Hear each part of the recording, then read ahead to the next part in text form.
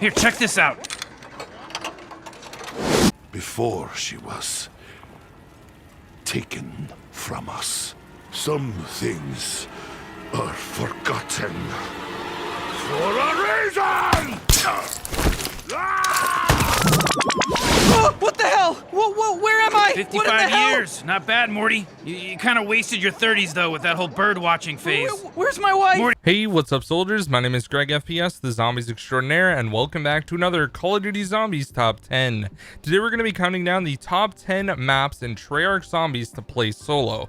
Now, before we get into it, I just want to let you guys know I'm doing a World War II giveaway. It's going to be linked down below, and also if you guys enjoy the video, make sure to drop a like, subscribe if you're new, and turn on notifications. And also, I wanted to let you guys know that next week we're going to be counting down the top 10 best equipment in Call of Duty Zombies. So if you guys want, you can go right down to the link and it will have a link to where you guys can vote for the best equipment. It's going to have all the options there of the equipment in Treyarch Zombies, so you guys can vote on exactly which one you think is the best.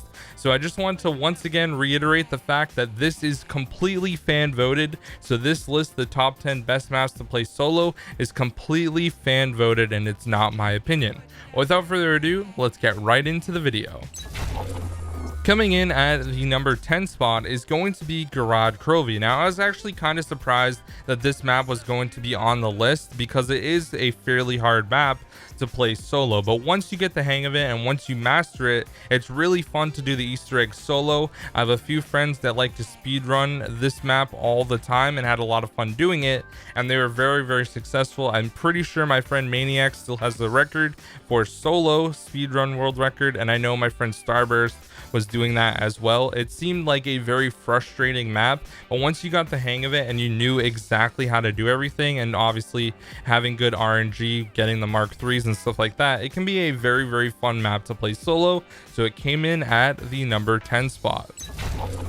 Coming in at the number 9 spot is going to be Nacht der Untoten. Now, I probably didn't say it right, but this is the first map in Call of Duty Zombies in the German bunker. Now, it was brought back into Black Ops 3 as part of Zombies Chronicles, and it was also brought into Black Ops 1. But the thing that I like about this map so much is the fact that it's such bare bones zombies. Now, I personally, when I play, I don't even hit the Wonder Fizz in Black Ops 3 because I find it completely ruins the map. If you have Jug and you're running around on Nacht, it just doesn't feel right to me. I don't know if that's how you guys feel. If you feel that way, let me know down below, because I feel like just playing the map bare bones makes it way more enjoyable, and it reminds me of that time back in the day when I played on World at War and I was just starting out how to, you know, figuring out how zombies worked. And a lot of the guns that you can use in Black Ops 3 are really fun to use even on such a bare bones map. So I definitely enjoy it, and Nacht came in at the number 9 spot. Coming in at the number 8 spot is going to be Der Riese / the Giant. Now, this is a very good map to play solo for a few different reasons. First of all, you have the entire map open to yourself, and if you're a really good and skilled player, you can do a couple different strategies. You can train around the entire map using the teleportation strategy. You can run around the map if you want. You can camp on the catwalk, at least to like about round 30 with like the Draken or the Dingo or just any really good gun that's going to get a lot of headshots and stuff like that. So this is definitely a great map to play, and it's one of those maps that you can learn how to do pretty much any technique when it comes to zombies. You can train right next to the power location or in the spawn room. It's great for doing first room challenges. There is a ton of different ways to play on Der Riese, which makes it such a good map to play solo. So for this one, it was Der Riese / the Giant. So it's basically the same map. Obviously the Giant has updated graphics, but it's basically the same exact thing as Der Riese was in World at War and also brought into Black Ops 1.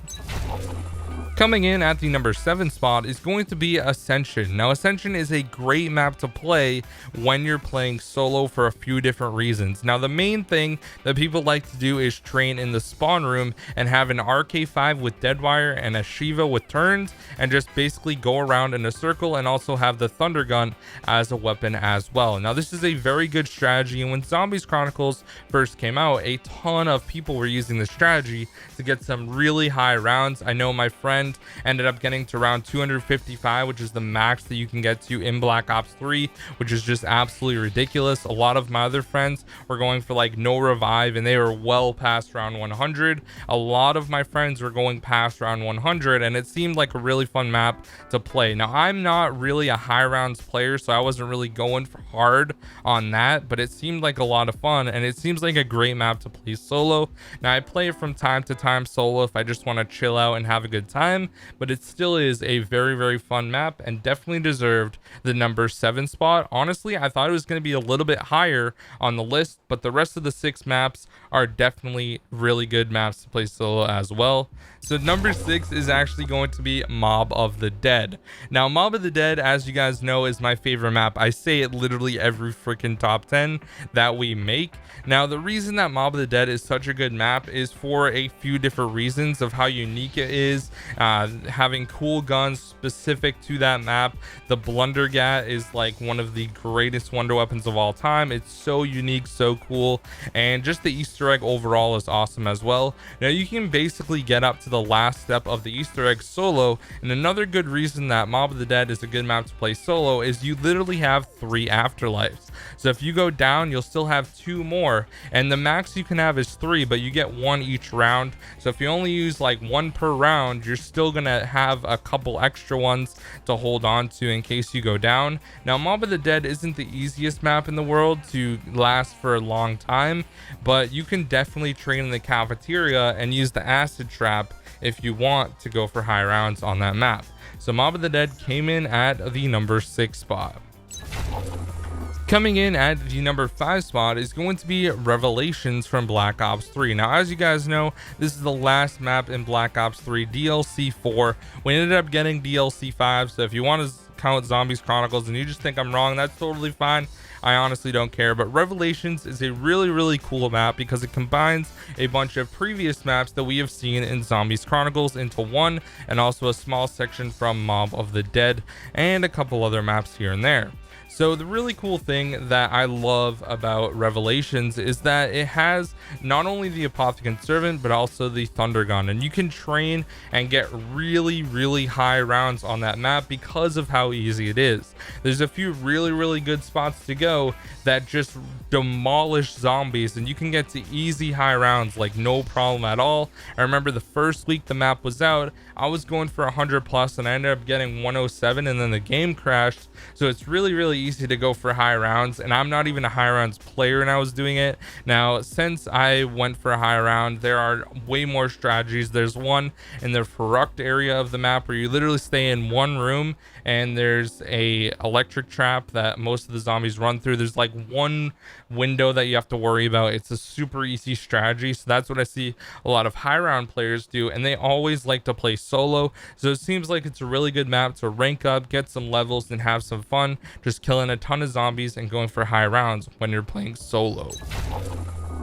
Coming in at the number 4 spot is going to be Origins. Now, Origins, in my opinion, probably has one of the best Easter eggs in Call of Duty Zombies, and it's a lot of fun to do solo. I've done it a few times solo, building all the staffs and really focusing on being a good zombies player, because I feel like it does take a pretty good amount of skill to do Origins solo.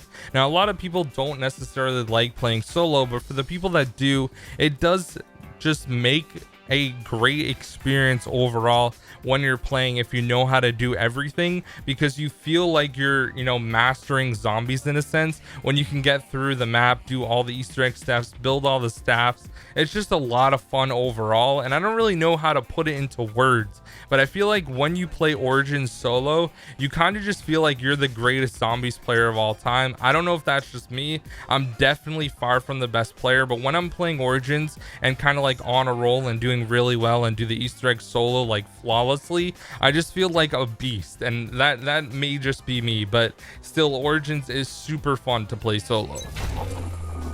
Coming in at the number 3 spot is actually going to be Kino der Toten. Now, Kino has a couple really, really good training spots, whether you like to do it on the stage as a slow strategy, or if you like to train even in the starting room, that's a pretty good strategy as well. And I know a lot of people like to train outside, actually in the alley.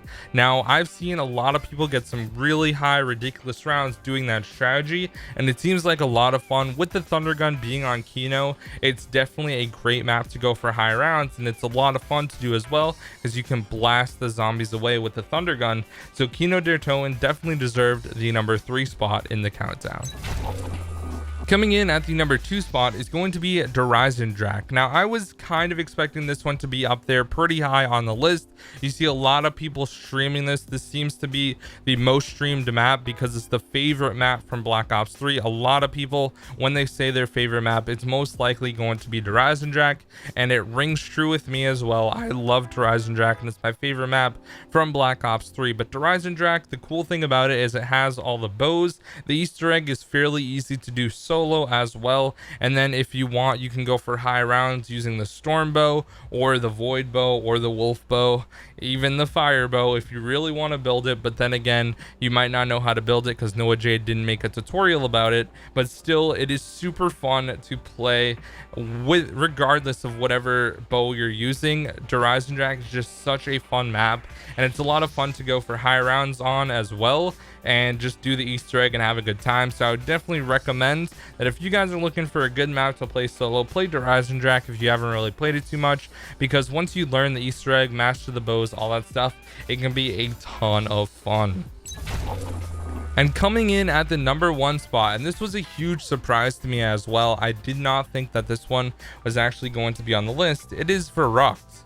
Now, I don't know if one person voted like 100 times for Verruckt, but I asked a few of my friends what their favorite map was to play solo, and they agreed with Verruckt as well, which I was completely shocked about. But Verruckt is pretty fun to play solo. It was one of the challenges for ZWC, and my buddy Mossy ended up actually winning that, which was crazy. He got to round, I think it was 119 solo, no jug, which is crazy and a ridiculous challenge to do. Now, the thing about Verruckt, obviously, it doesn't have Pack-a-Punch. Now, you can use Gobblegums if you want and get Pack-a-Punch guns from like the box in the wall and stuff like that, but it kind of defeats the purpose of how challenging this map really is. Now, Verruckt is a great test of skill, and it also includes perks, so you can get jug and quick revive and all that stuff, so you can actually have a legitimate chance of actually surviving pretty far. Now that is really, really cool, and I think that Verruckt is by far one of the funnest maps to play solo, because you can really gauge how good you are as a zombies player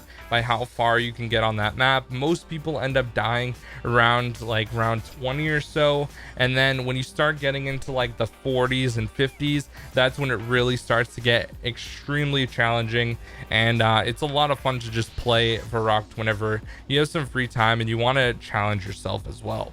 All right, guys, so this has been the top 10 maps to play solo. Hope you guys did enjoy the video. If you did, be sure to drop a like, subscribe if you're new, and turn on notifications. That'd be greatly appreciated. Once again, down in the description, you guys can vote for the best equipment in Call of Duty Zombies for next week's episode, and also there's a link down there for a giveaway where you guys can win a free copy of Call of Duty World War II. We're going to be announcing the winner 2 days before it actually releases, so we'll make sure to get you the money for that before it actually drops, so you guys can get it on a release day. So anyways, guys, thank you so much for watching. My name is GregFPS, the Zombies Extraordinaire. I'll see you guys in the next video. Peace out.